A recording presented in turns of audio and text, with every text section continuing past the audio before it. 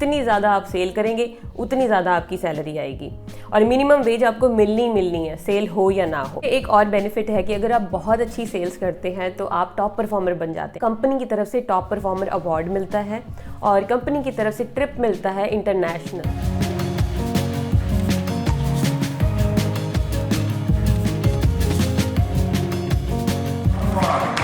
Rylan and Sandy.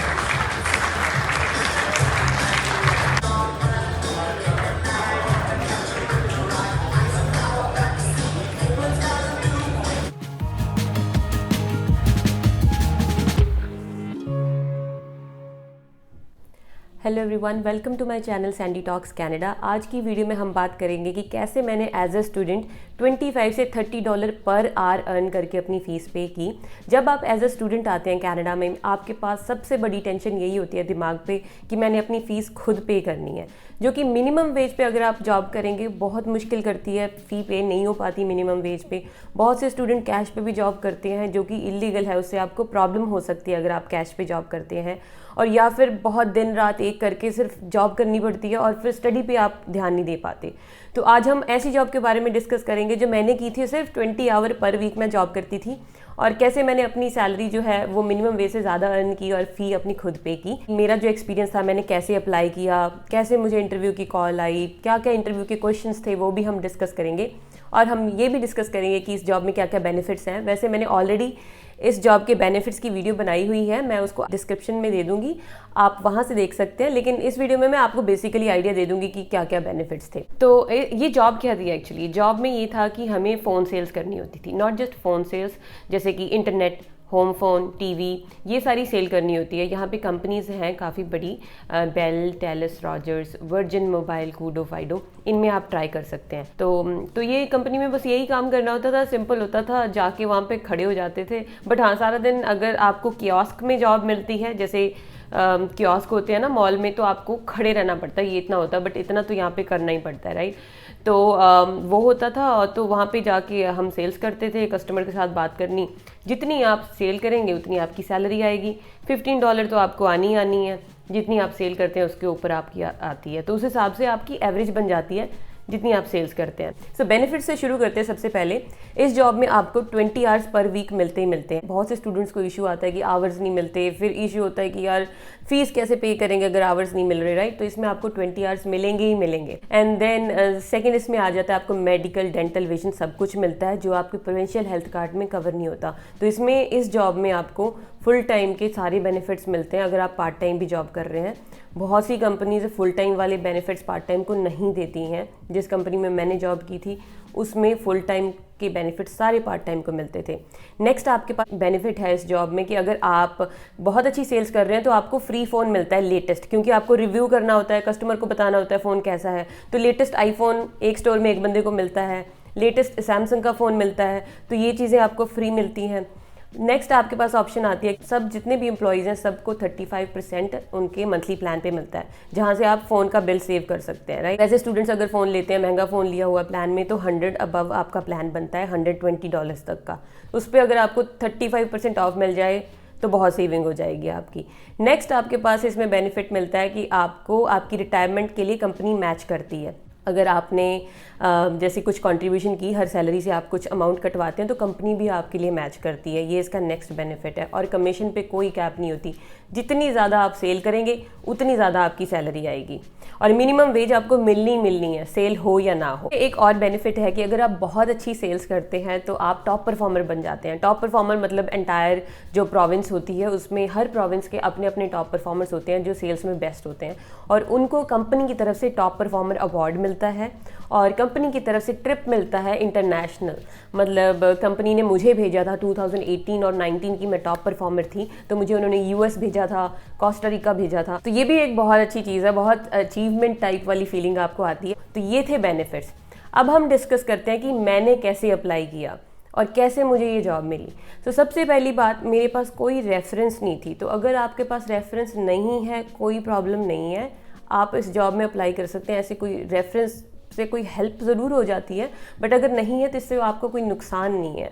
तो मुझे कोई नहीं जानता था, तो मैं क्या करती थी, मैंने एक रेज़्यूमे बनाया अपना। आप कोशिश करना कि आप 1 से 2 पेज का रेज़्यूमे बनाएं। अगर आपको रेज़्यूमे में कोई प्रॉब्लम है तो आप मेरी रेज़्यूमे वाली वीडियो देख सकते हैं कि रेज़्यूमे कैसे बनाना है, आई लिंक दैट। तो रेज़्यूमे में आपको मैं बता देती हूँ इस जॉब के लिए आपको स्पेसिफिकली क्या इंक्लूड करना है। इस जॉब के लिए आपको मेंशन करना है कि आपको कस्टमर सर्विस का एक्सपीरियंस है। आपने कोई भी जॉब करी होती है उसमें कस्टमर हैंडलिंग होती ही होती है। अगर आप बैंक में जॉब करते हैं तो आप कस्टमर से डील करते हैं, किसी कंपनी में जॉब करते हैं तो आप कस्टमर से डील करते हैं। अगर डायरेक्टली नहीं भी डील करते तो present that in a resume कि आप करते हैं, कैसे भी करते हैं, तो अपना एक्सपीरियंस आप शो कर सकते हैं, राइट। क्योंकि वहाँ से ज़्यादा चांसेस हो जाते हैं, थोड़ा हो जाता है कि एक्सपीरियंस है कस्टमर हैंडलिंग का, ये आपको इंक्लूड करना है। देन आप अपने स्किल्स में मेंशन कर सकते हैं कि आपको वायरलेस टेक्नोलॉजी में इंटरेस्ट है, आपको न्यू टेक्नोलॉजी के बारे में पढ़ना, उसको रिसर्च करना, न्यू फ़ोन्स की फ़ीचर के बारे में जानना अच्छा लगता है, प्रॉब्लम सॉल्विंग आपको अच्छी लगती है। तो ये चीज़ें आपको अपने रेज़्यूमे में स्किल्स में डालनी है, क्योंकि ये आपको हेल्प करती हैं इस जॉब में। जो एम्प्लॉयर देखता है कि अच्छा इसमें अगर ये स्किल्स हैं तो आपको इंटरव्यू के लिए बुलाते हैं। तो ये रही बातें जो रेज़्यूमे में आपको इंक्लूड करनी है, ठीक है। उसके बाद आती है बारी आपको अप्लाई कैसे करना है। 2 तरीके से आप अप्लाई कर सकते हैं। ऑनलाइन तो आपको करना ही करना है। यहाँ पे कनाडा में जितनी भी टेलीकॉम कंपनीज़ हैं सब में अप्लाई करना। बहुत सी कंपनीज़ हैं, बेल है, टेलस है, रॉजर्स है। देन उसके बाद आपके पास इनकी चाइल्ड कंपनीज़ हैं जैसे कि virgin Mobile, Koodo mobile, Fido, ये सारी कंपनीज़ हैं, राइट। इनमें आपको ऑनलाइन अप्लाई करना है। तो जो वो रेज़्यूमे है आप ऑनलाइन अप्लाई करें सारी कंपनीज़ में। कहीं पे भी ओपनिंग आती है आप अप्लाई करें। अब ओपनिंग का कैसे पता लगेगा, इनकी अपनी करियर जोन की वेबसाइट होती है, वहाँ पे आप जाके रजिस्टर कर सकते हैं, आपको मेल आती रहेगी, आप तब अप्लाई कर सकते हैं। सेकेंड है आप इंडीड पे जाके अप्लाई कर सकते हैं, ठीक है।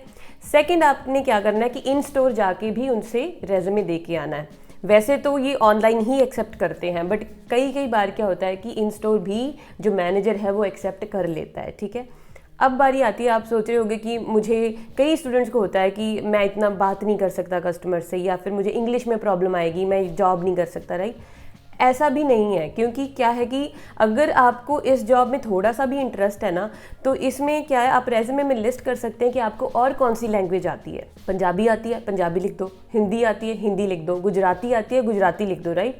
इसका रीज़न क्या मैं बताती हूँ। जिस स्टोर में मैं काम करती थी ना, वो जो स्टोर था वो एक ऐसे एरिया में था जहाँ पे इमिग्रेंट्स ज़्यादा थे, वहाँ पंजाबी लोग ज़्यादा आते थे, इंडियंस बेसिकली ज़्यादा आते थे। तो उन्होंने स्पेसिफिकली, मेरे मैनेजर की ये रिक्वायरमेंट होती थी कि जो भी बंदा हायर करना है ना, उसको हिंदी पंजाबी ये 2 लैंग्वेज तो आती हो, इंग्लिश चाहे कम आती हो, क्योंकि वहाँ पे कस्टमर्स ही ऐसे आते थे। तो हार नहीं माननी इस जॉब के लिए। अगर आपको लगता है कि आपको दूसरी लैंग्वेज आती है वो इंक्लूड करो, बट अप्लाई ज़रूर करो। उसके बाद आप स्टोर्स में जाके दे सकते हैं, जैसे मैंने आपको बताया। वंस यू अप्लाइड, उसके बाद आपको वेट करनी है इंटरव्यू कॉल की। इंटरव्यू कॉल आएगी ज़रूर, क्योंकि अगर आपने ये जो मैंने आपको टिप्स बताए हैं रेज़्यूमे में, अगर आप ये सारी चीज़ें लिखते हैं, जब आपको इंटरव्यू कॉल आती है देन आपने क्या प्रिपेयर करना है। इंटरव्यू से पहले आपने प्रिपेयर करना है कि लेटेस्ट कौन कौन से फ़ोन है ना, और ज़्यादा ऐसे रट्टा लगाने की ज़रूरत नहीं है। वो आपको सिंपल क्वेश्चंस पूछते हैं कि आप क्यों इस जॉब में इंटरेस्टेड हैं, जिस कंपनी में आप जा रहे हैं इस कंपनी के बारे में आपको क्या पता है, राइट। तो आपको वो फ़ोन के बारे में पूछ लेंगे, फीचर्स, जो भी आपको टेक्नोलॉजी में क्या इंटरेस्ट है। कस्टमर हैंडलिंग के ऊपर क्वेश्चंस पूछते हैं, ये बहुत ज़रूरी है। ये सिनारियो बेस्ड क्वेश्चंस होते हैं। मतलब आपको पूछेंगे कि मान लीजिए आपके पास कोई कस्टमर आया है, वो बहुत गुस्से में है, आपने उसको सर्विस दी है और वो आपकी बात सुन ही नहीं रहा, तो आप उसके साथ कैसे डील करेंगे। ऐसा क्वेश्चन मुझे भी पूछा था मेरी इंटरव्यू में। तो इसमें आपको आंसर करना है अपने अकॉर्डिंगली, क्योंकि वो देखते हैं आपकी प्रॉब्लम सॉल्विंग स्किल्स कैसी है। तो ऐसे क्वेश्चंस वो पूछते हैं। या फिर ऐसे क्वेश्चंस पूछेंगे कि कोई ऐसा टाइम था जब आप कस्टमर को सर्विस दे रहे थे और आपने ज़्यादा टाइम लगा दिया कस्टमर को सर्विस देने में और कस्टमर को अच्छा नहीं लगा, या फिर कैसा था, तो आप कैसे डील करेंगे उस टाइम को, क्योंकि it's not in your hands. जो भी टाइम लग रहा है वो आपकी वजह से नहीं लग रहा, वो सिस्टम में इशू है या कुछ है, तो वो आप कैसे डील करेंगे। Basically simple scenario based questions आपको आते हैं। आपको मैं ये भी चीज़ बताना चाहती हूँ कि आप ध्यान रखना कि आप अपने रेज़्यूमे के साथ कवर लेटर ज़रूर लगाएं। ये भी मैंने अपनी वीडियो में, रेज़्यूमे वाली वीडियो में डिस्कस किया है। कवर लेटर से आपके बहुत चांसेस बढ़ जाएंगे। और वंस एक बार बस इंटरव्यू कॉल आ जाए, जब इंटरव्यू कॉल आ गई तो सारी टिप्स मैंने वीडियो में बता दी हैं, वो आप टिप्स फॉलो करना, इंटरव्यू तो क्लियर हो ही जानी है। Now when you clear the interview, जब ये क्वेश्चंस आप क्लियर कर लेते हैं, इंटरव्यू आपको खुद ही पता लग जाता है कि मेरी इंटरव्यू अच्छी हो गई। देन वो आपको कॉल करते हैं, आपको बताते हैं कि अब आपका बैकग्राउंड चेक होगा। आपका बैकग्राउंड चेक होता है, आपसे रेफरेंस मांगते हैं। वो मुझसे मांगी थी, मैं तो किसी को जानती नहीं थी कि कोई आपके बिहाफ पे रेफरेंस दे सके आपकी, कि they know you are good और व्हाट्सएवर। तो किसी से आप अपनी रेफरेंस फिल करवा लेना, आपको सबमिट करना है वो डॉक्यूमेंट। उसके बाद आपका बैकग्राउंड चेक होगा। बैकग्राउंड चेक होते होते 1-2 हफ्ते में आपको ऑफर लेटर आ जाता है और आप ज्वाइन कर लेते हैं, ठीक है। तो अब ज्वाइन करने के बाद ये जो सारे बेनिफिट्स मैंने बताए हैं, ये आपको बेनिफिट्स मिलते हैं, ठीक है। अगर आप वर्क परमिट पे भी हैं और आप मिनिमम वेज पे जॉब कर रहे हैं ना, तो आपको ये ऑप्शन ज़रूर पता होनी चाहिए। ये बहुत अच्छी जॉब है लड़कियों के लिए स्पेसिफिकली। कोई हैवी वेट नहीं आपको लिफ्ट करना पड़ता, कोई ऑड आवर्स नहीं होती आपकी, मॉल के हिसाब से टाइमिंग होती है आपकी। मैं आपको ये भी बताना चाहती हूँ कि ऐसा नहीं है कि ये जॉब मुझे सीधा ही मिल गई थी, राइट। तो मैंने बहुत जगह अप्लाई किया था जब मैं एज ए स्टूडेंट नई आई थी। वॉलमार्ट में, इनफैक्ट जो प्लाजाज होते हैं ना, वहाँ पे हर स्टोर में जाके रेज़्यूमे देना होता था, और हर स्टोर में जाके रेज़्यूमे देती थी। आइसक्रीम पार्लर्स तक में रेज़्यूमे दिया, बट वहाँ पे भी सिलेक्शन नहीं हुई। सोचो ज़रा, ना किसी मैकडी में कहीं से कॉल नहीं आई। तो वो कहते हैं ना, जो होता है वो अच्छे के लिए होता है, तो इसीलिए शायद मेरे साथ ये हुआ। सो ये था आज का वीडियो। आई होप इससे आपको ज़रूर हेल्प होगी। अगर आप अच्छी जॉब या फिर आप एज अ स्टूडेंट आ रहे हैं और आप ऐसी जॉब के लिए सर्च कर रहे हैं या अप्लाई कर रहे हैं, और अगर आपको कोई भी क्वेश्चन है आप कमेंट सेक्शन में लिख सकते हैं। मैं ज़रूर कोशिश करूँगी कि अगर मुझे उसका आंसर पता हुआ मैं आपको रिप्लाई करूँ। और अगर आपको कोई और क्वेश्चन है, आप किसी और टॉपिक पे चाहते हैं कि मैं आपकी हेल्प करूँ, तो आप वो भी कमेंट कर सकते हैं कमेंट सेक्शन में। तो मिलते हैं अगली वीडियो में friends. Till then take care, bye bye.